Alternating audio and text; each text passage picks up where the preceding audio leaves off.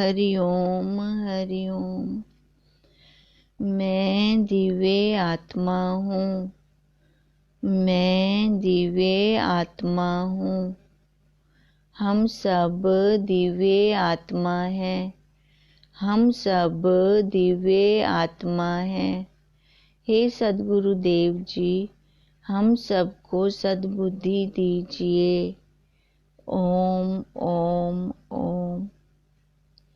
हमारा विषय चल रहा है श्रीमद् भगवत गीता का पहला अध्याय का। कल हमने 46वां श्लोक किया था। क्षमावान शस्त्र त्यागी, मैं सशस्त्र धृतराष्ट्र ये मुझको रण में मारें तो भी कल्याण श्रेष्ठ है। अब अर्जुन को मोह जागा है। अब मोह जागने से उसको पता नहीं चल रहा, अपने कर्तव्य से वो पीछे हट रहा है। उसको ये नहीं पता लग रहा कि ये मेरा कर्तव्य है कि नहीं है। अब वो मोह के कारण ये कृष्ण जी से कह रहा है कि मैंने तो अपने शास्त्र पहले ही त्याग दिए थे, गंडी मैंने पहले ही नीचे रख दिया था, तो मैं अब इन धृतराष्ट्रों को मैं क्षमा भी कर दूंगा। इन्होंने जो जो गलतियां की हैं मैं उनको क्षमा कर दूंगा। मेरे को वो अगर रण में मार भी देते हैं तो भी मैं इसमें कल्याण समझता हूँ। क्यों? क्योंकि सब जन तो बच जाएंगे। वो कह रहा है कि यदि युद्ध करके भी मैं ये संपदा ले लेता हूँ, राज्य भोग का सुख ले लेता हूँ, तो मेरा किस काम का? जिसके लिए मैंने राज्य लिया वो तो मेरे साथ रहेंगे ही नहीं। पर दुर्योधन की सोच कैसी है? वो सोच रहा है दुर्योधन कि ये बंधु, ये सवजन मेरे लिए प्राण त्यागने को भी तैयार हैं। इनकी बलि देकर अगर मेरे को राज्य मिल रहा है तो बहुत अच्छा है। देखो, ये दो वृत्तियां हम सबके अंदर भी चलती हैं, एक अर्जुन वाली वृत्ति और एक दुर्योधन वाली वृत्ति। हम अपना निरीक्षण साथ के साथ करें। जैसी दुर्योधन वाली वृत्ति उठे, साथ के साथ हम उसको काट दें। अब काटते हैं तभी वो रुकती है। डंडा हाथ में है तो बिल्ली दूध नहीं पी सकती। अब ये वार्ता सारी कौन कर रहा है? ये संजय। ये वार्ता किसको सुना रहा है? धृतराष्ट्र को। संजय बोला, रण में पार्थ ने ऐसा कह के शस्त्र हाथ से रख के रथ में बैठा शोक पूरित चित्त से। अब संजय क्या कह रहे हैं कि निर्भय होकर धृतराष्ट्र को युद्ध स्थल की वार्ता सुना रहे हैं। अर्जुन विवेक वैराग्य से पूर्ण है। उसने अपने चित्त का हाल और इस युद्ध का फल क्या होगा सभी भगवान को बता दिया है। आगे की सोच के बता रहे हैं ना अर्जुन सारा कुछ ही। अब भ्रांति ज्ञान से शोक होता है, क्योंकि अगर हम देह पर बैठे हैं तभी शोक होगा, हमें संताप होगा। साधक जब भी गुरुदेव की शरण में जाता है तो उसमें 3 दोष होते हैं। देखो, जब हम साधक गुरुदेव की शरण में गए तो क्या था? हमारे मन की क्या व्यवस्था थी, क्या स्थिति थी हमारे मन की? अब मन के 3 दोष कौन से हैं? मल, विक्षेप, आवरण। हम पूरा संसार भरकर गुरुदेव के पास गए। ये स्लेट पूरी लिखी हुई गुरुदेव के पास गए। और ये सारा क्या था? हमारा अज्ञान काल था। गुरुदेव पहले उसे परोक्ष ज्ञान कराते हैं। अब जो साधक ऐसे गुरुदेव के पास भरी हुई स्लेट से जाते हैं तो देखो फिर कैसे ज्ञान कराते हैं गुरुदेव? पहले सुनाते हैं, हम श्रवण करते हैं। अब परोक्ष ज्ञान कराया तो पहले क्या बताया? परमात्मा है, परमात्मा है। अब परमात्मा है मतलब वो परम आत्मा, वो परम आत्मा बाहर ब्रह्मांड में और आत्मा इधर इस पिंड में। अब पहले तो हमें बताया कि तू उसी का अंश है, उस परमात्मा का अंश ये आत्मा है। फिर उसके बाद हमें दिखाया कि तेरे को इसमें दो दिखते हैं।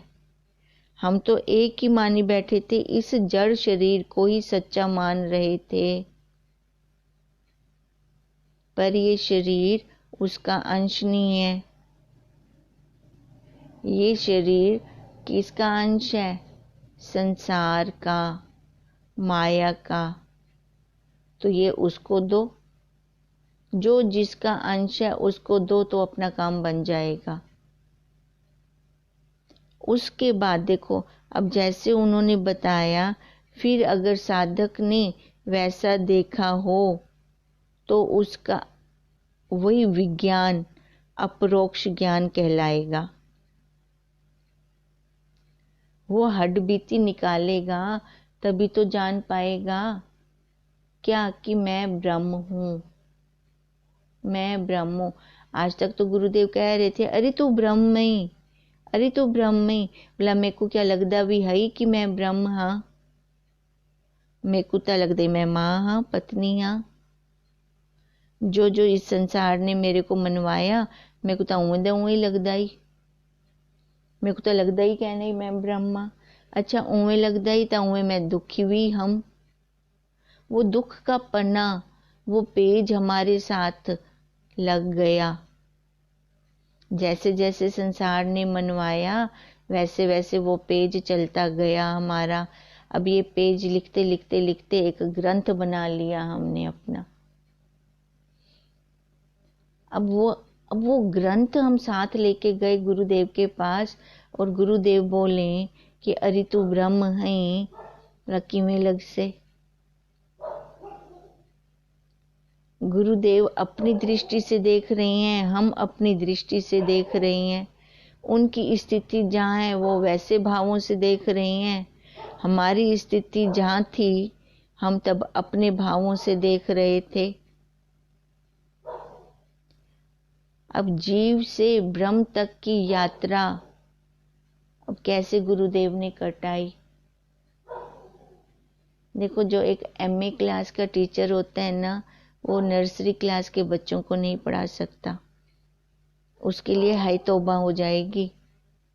वो तो बड़ी बड़ी क्लासें लेगा, +1 +2 first year, BA first year या सेकंड ईयर।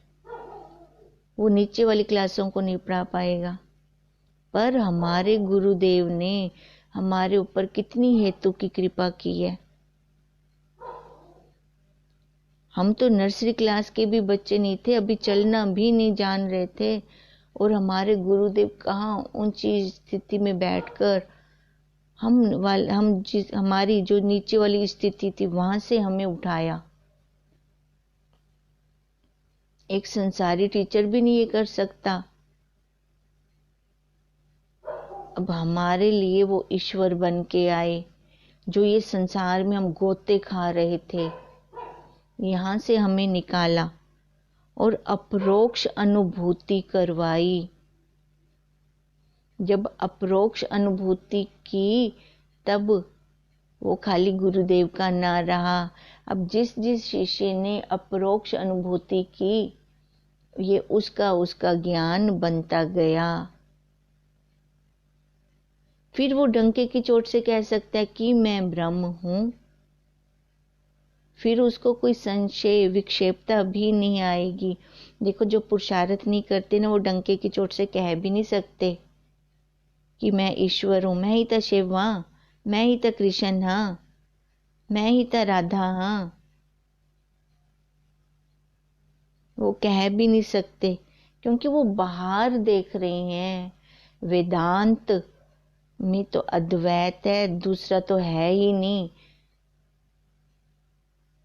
यहाँ पे वेदों का भी अंत हो गया। वेदों की नेति का शेष, वस्तु की उपलब्धि, वो जहाँ पे वेदों ने भी कह दिया जितना हम कह रहे हैं ये इतना नहीं है, इससे भी आगे है। तभी वो वस्तु क्या, अपना वो आपा, वस्तु की उपलब्धि, वो जहाँ वेदों को भी काट के हम आगे निकल गए, तभी उस वस्तु की उपलब्धि होगी। अब देखो वो कितने हमारे पास है, आधा सेंटीमीटर भी हमें अंदर नहीं जाना, इतने हमारे पास है। और बाहर हम कितनी बड़ी बड़ी यात्राएं करके आते हैं। उन यात्राओं का फल क्या, वहां यात्रा क्यों करने जा रही हैं, किसके लिए जा रही हैं? पाने तो उसको ही जा रही हैं, पर सही मार्गदर्शन ना मिलने के कारण बाहर जा रही हैं। नहीं तो वो और मैं तो एक ही हैं, अलग तो हैं ही नहीं। ये अपरोक्ष अनुभूति एक बार के ज्ञान से या श्रवण से नहीं होती। बार बार वही श्रवण, बार बार वही मनन, बार बार वही निध्यासन। इतना श्रवण हो कि अपने आप मनन हो, इतना मनन हो कि अपने आप निधि आसन हो, इतना निधि आसन हो कि वही रच पच जाए। समुद्र की, जैसे नमक की पुतली समुद्र को मिलने गई तो वही रूप हो गई। इतना निध्यासन हो कि वही रूप हो जाए, फिर लगे ही नहीं कि मैं उससे अलग हूं। अपने आप की कभी याद आई, अपने आप से कभी हमें प्यार हुआ? प्यार किससे होता है? दूसरे से। याद किसकी आती है? दूसरे की। दिल्ली जाऊंगी तो परिवार वालों की याद आ सकती है, कभी अपनी भी वहां याद आई? मैं तो स्वयं खुद हूं वो। अब ये अपरोक्ष अनुभूति है। तू वह है जब गुरु कृपा से ये मल विक्षेप आवरण दूर करते हैं, तभी हमें वो अनुभूति होती है। देखो मल और विक्षेपता तो दूर करके जा सकता है साधक जो मल और विक्षेप दूर करके गुरुदेव के पास जाता है, तो आवरण जो झीना पर्दा है गुरुदेव उसका बहुत जल्दी उतार देते हैं।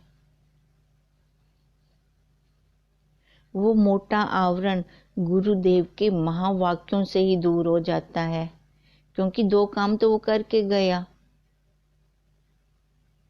अब तीसरा काम हमारे गुरुदेव ने कर दिया, तब उसे सत अपरोक्ष होता है कि वह मैं हूं। पहले तो वो श्रवण किया ना उसने, तू वह है। अब वो स्वयं कहता है कि मैं वही हूं, मैं ब्रह्म हूं।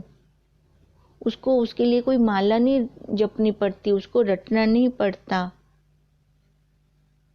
जब तक हमें 2 कोटि का ज्ञान है तब तक हमें इंद्रियों से यथार्थ ज्ञान नहीं हो सकता। भक्त और भगवान जब तक बना रहेगा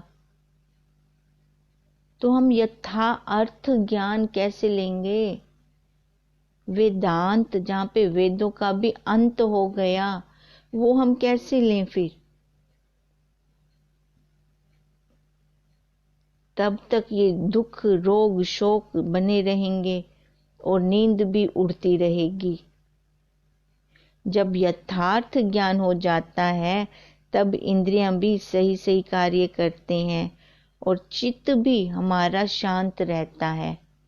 अब देखो, अब जैसे अर्जुन के मन में ये विक्षेपता हो रही है, अब ये संजय बता रहे हैं सारी वार्ता धृतराष्ट्र को। कि ऐसी विक्षेपता हो रही है, निर्भय होके सुनो। हम भी अपने गुरुदेव से निर्भय होके सुने। गुरुदेव तो हमारे निर्भय हैं। हम जिसका संग करते हैं तो हमारे ऊपर भी वैसा रंग चढ़ता है।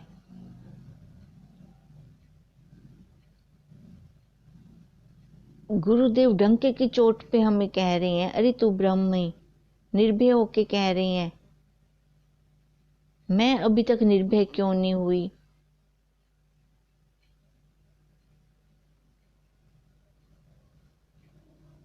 क्योंकि मेरी कहीं ना कहीं रुकावट हो गई। जो ज्ञान अपनाते हैं, ज्ञान को अपने जीवन में लेकर आते हैं, वो निडर होते हैं, निर्भय होते हैं। उनको फिर भय नहीं लगता किसी से भी। भय तब लगता है जब सामने वाले से हमें किसी चीज की भी अपेक्षा रहती है। जब हमें किसी तरह की अपेक्षा ही नहीं है किसी से भी, तो डरना किस बात से? वो तभी निर्भय हो जाते हैं। उपसंहार। पूछे है धृतराष्ट्र युद्ध स्थल की वार्ता कहो संजय। बोला संजय जो यथार्थ रण में देखा सुनो निर्भय। भूला पार्थ सब धर्म मोहवश हो। कृष्ण जी से कहे मेरा निश्चय है सब जाति कुल का आचार ही धर्म है। अब इसका निचोड़ क्या निकला पहले अध्याय का? अभी हमारा शुरुआत कहाँ से हुई थी कि पहले ही धृतराष्ट्र पूछ रहे हैं, उनका क्वेश्चन चल रहा है। अब धृतराष्ट्र संजय से युद्ध स्थल की वार्ता पूछ रहे हैं। अब युद्ध आरंभ होने के 10 दिन बाद संजय युद्ध की वार्ता धृतराष्ट्र को बतला रहे हैं। अब क्या बताया है कि अर्जुन ने अपना धनुष तो रख दिया है नीचे, गंडीव हाथ से छूटा, शोक पूरित चित्त से। अब चिंता से वो रथ में बैठ गए हैं और धृतराष्ट्र ये बात सुनकर खुश हो रहे हैं, है ना। वो अब संजय वार्ता उनको बता रहे हैं ना निर्भय होकर।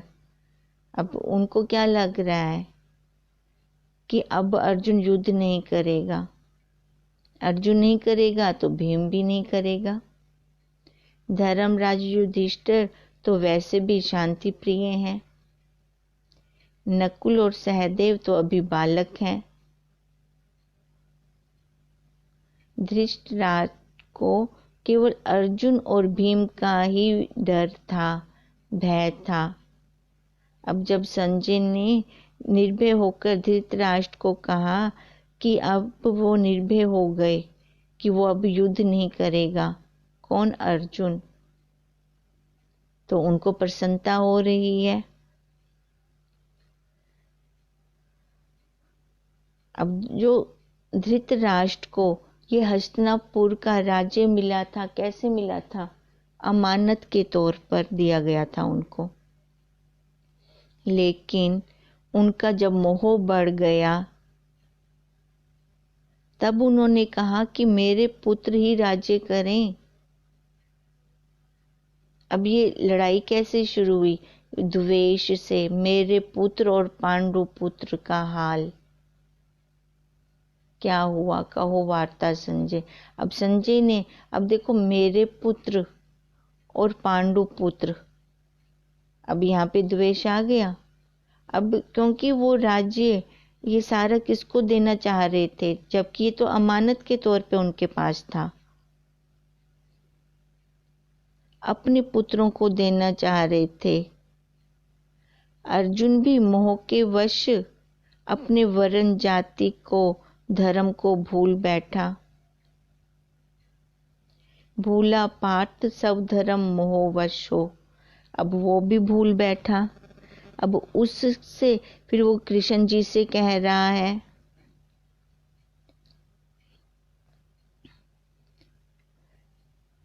उसका धर्म क्षत्रिय है। शास्त्रों में क्षत्रिय का धर्म रक्षा करना बताया गया है।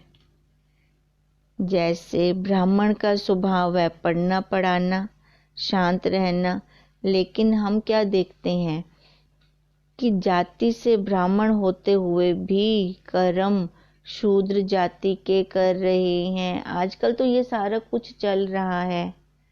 ब्राह्मण जाति के लोग कभी भूखे नहीं मरते। कटोरा उठाया और मांगने चल दिए और कहते हैं कि हम ब्राह्मण हैं। उच्च जाति के हैं, उन्हें मंत्र पढ़ने भी नहीं आते। आजकल तो शादियों में भी वो उल्टे पुल्टे मंत्र पढ़ रहे होते हैं, उन्हें ही अर्थों का नहीं पता होता।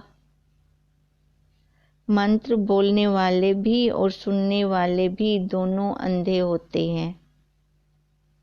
ये तो कोई जानकार ही हमें बता सकते हैं, तत्वनिष्ठ गुरुदेव ही हमें बता सकते हैं। ब्राह्मण का अर्थ क्या? जिसने ब्रह्म को पा लिया वही ब्राह्मण है। अब चाहे वो जाति से शूद्र ही क्यों ना हो और उसने ब्रह्म को पा लिया तो वो ब्राह्मण है। अर्जुन को पहले अध्याय में विषाद हुआ, इसलिए उसका नाम, इस पहले अध्याय का क्या नाम रखा गया? विषाद योग। फिर भी विषाद में भी उसने देखो भगवान को नहीं छोड़ा, जुड़ा रहा, तभी इसका नाम विषाद योग रखा गया। यहाँ ब्रह्म विद्या अंतर्गत विज्ञान योग शास्त्र विषयक श्री कृष्ण अर्जुन संवाद रूप श्रीमद् भगवत गीता उपनिषद में का अर्जुन विषाद योग संज्ञक अध्याय पहला संपूर्ण हुआ। अब इस पहले अध्याय का अगर हम निचोड़ निकालते हैं तो क्या निचोड़ निकलता है कि अगर हम दो में रहते हैं तो युद्ध होना ही है। एक कौरव वृत्ति, एक पांडव वृत्ति। अब ये कौरव वृत्ति दो में हो गई, राग द्वेष वाली हो गई, और पांडव वृत्ति उसने सबको अपना बना लिया। चाहे उसके साथ जैसे भी किसी ने व्यवहार किया, फिर भी वो सब में अपना ही रूप देख रहा है, तभी तो युद्ध नहीं करना चाह रहा। अब इन दो वृत्तियों को देखें। अगर कौरव वाली वृत्ति है, धृतराष्ट्र जो जिनकी बाहर की आंखें नहीं थी, उन्होंने अपनी अंदर की आंख भी बंद कर ली, तभी तो वहीं से युद्ध शुरू हो गया।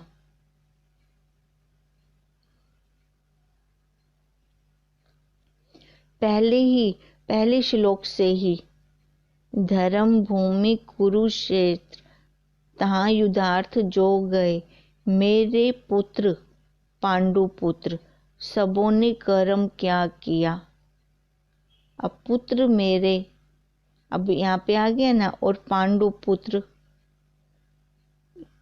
अब वही यहाँ जहाँ द्वैत होता है वहाँ युद्ध होता ही होता है। अब हम गृहस्थी भी अपने अंदर यही देखें, जहाँ द्वैत आएगा वहाँ पे युद्ध होगा ही होगा।